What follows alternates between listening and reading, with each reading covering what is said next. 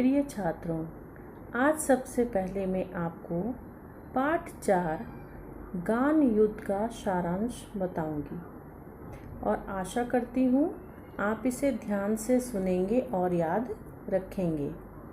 यह कहानी लेखक सुदर्शन द्वारा लिखी गई है। इस कहानी के जो पात्र हैं, इसमें पहला पात्र अकबर था, जो एक मुग़ल बादशाह थे। तानसेन अकबर के 9 रत्नों में से एक थे, जो बहुत ही महान गायक भी थे। साधुओं की मंडली थी, जिसमें एक साधु थे जो बैजू के पिता भी थे, और एक अबोध बालक था जिसका नाम बैजू है, और शंकरानंद बैजू के गुरु थे। इस पूरी कहानी में इतने ही पात्र हैं। प्रस्तुत पाठ में सुदर्शन जी ने तानसेन और बैजू बावरा के बीच हुई गायन मुकाबले का सुंदर चित्रण प्रस्तुत किया है। तानसेन अकबर के प्रमुख गायक थे और उनके चहीते भी थे। उनके अभिमान को बैजू बावरा ने न केवल तोड़ा, अपितु गायकों के आगरा की सीमाओं में प्रवेश करने पर लगी रोक को भी रुकवा दिया। कहानी की सुबह इस प्रकार होती है। साधुओं की एक मंडली हरि भजन गाते हुए आगरा पहुंची। उन्हें सुर ताल की कोई परवाह नहीं थी। अचानक सिपाहियों ने आकर उन्हें घेर लिया और उनके हाथों में हथकड़ियाँ पहना दी। उन्हें अकबर के दरबार में ले जाया गया। अकबर के दरबार के प्रसिद्ध गायक तानसेन ने यह शर्त रखी हुई थी कि जो भी मनुष्य गान विद्या में मेरी बराबरी नहीं कर सकेगा, वह आगरा की सीमा में न गाए। यदि कोई भी व्यक्ति ऐसा करता हुआ पाया गया तो उसको मृत्युदंड दे दिया जाएगा। सभी साधुओं को अकबर के दरबार में पेश किया गया।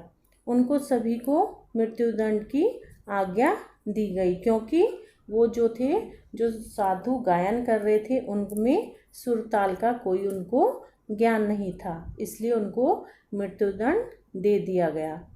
उनमें से एक 10 वर्ष के एक बालक को छोड़ दिया गया। बालक बहुत विचलित हुआ, क्योंकि उस मंडली में उसके पिता भी थे।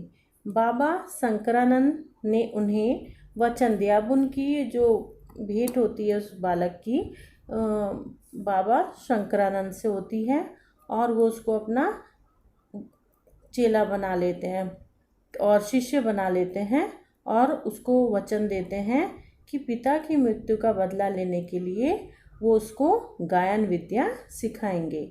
12 वर्ष में गुरुजी ने उसे पूर्ण रूप से वह विद्या सिखा दी, लेकिन गुरु दक्षिणा के रूप में शंकरानंद जी ने उनसे ये प्रतिज्ञा ली कि इस गायन विद्या से वो किसी को हानि नहीं पहुंचाएगा।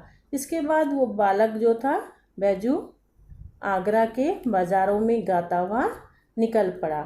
सभी उसके गायन इतना मधुर गायन कर रहा था कि सभी जो वहाँ के निवासी थे वो सब उसके गायन से मुग्ध हो गए थे। गाते गाते वो तानसेन के महल के आगे खड़ा हो गया। उसने तानसेन से गायन विद्या पर चर्चा करने की इच्छा प्रकट की, तो तानसेन ने उसकी ये इच्छा स्वीकार कर ली, और दूसरे दिन प्रातः नगर के बाहर वन में गायन युद्ध का आयोजन किया गया। तानसेन ने पहले कुछ प्रश्न पूछे, जिनका बैजू ने सही उत्तर दिया। पहले बैजू ने सितार बजाया। हिरन उछाले मारते हुए आ गए। बैजू ने उनके गले में फूल मालाएं डाली। फिर तानसेन ने उन्हीं हिरणों को वापस बुलाने को कहा। तानसेन ये ना कर सका। बैजू ने दोबारा सितार बजाकर हिरन को अपने पास फिर से बुला लिया। अब तानसेन शर्त हार चुका था और उसका जीवन जो था बैजू के हाथ में था। बैजू ने तानसेन को मृत्युदंड नहीं दिया और अकबर से प्रार्थना की कि मुझे प्राण लेने की इच्छा नहीं है। मैं सिर्फ एक जो मेरी इच्छा है वो यह है कि इस निष्ठुर नियम को हटा दिया जाए कि जो आगरा की सीमाओं के अंदर गाएगा, यदि तानसेन से हार जाए तो मरवा दिया जाएगा। उसकी ये इच्छा अकबर ने मान ली, पूरी की और आगरा की सीमा के अंदर ये नियम हटा दिया गया। बच्चों, मैं आशा करती हूँ कि यह कहानी आपको अच्छे से समझ में आ गई होगी। तो बच्चों, इस कहानी से हमें क्या शिक्षा मिलती है, आइए इसे भी जानते हैं। इस कहानी से हमें यह शिक्षा मिलती है कि हत्या के बदले में की गई हत्या या बदला किसी के लिए उचित नहीं है। व्यक्ति को दयालु होना चाहिए। जिस प्रकार बैजू बावरा ने अपने पिता की मृत्यु का बदला लिया, उसमें हिंसा का कोई भाव नहीं था और उसका बदला भी पूरा हो गया और तानसेन का घमंड भी टूट गया। इसीलिए बच्चों, हमें भी दयालु और दूसरों को माफ़ करने का गुण होना चाहिए, क्योंकि यह व्यक्ति का अद्भुत गुण है। तो बच्चों, मैं आशा करती हूँ आप सभी को गान युद्ध का सारांश समझ में आ गया होगा। धन्यवाद।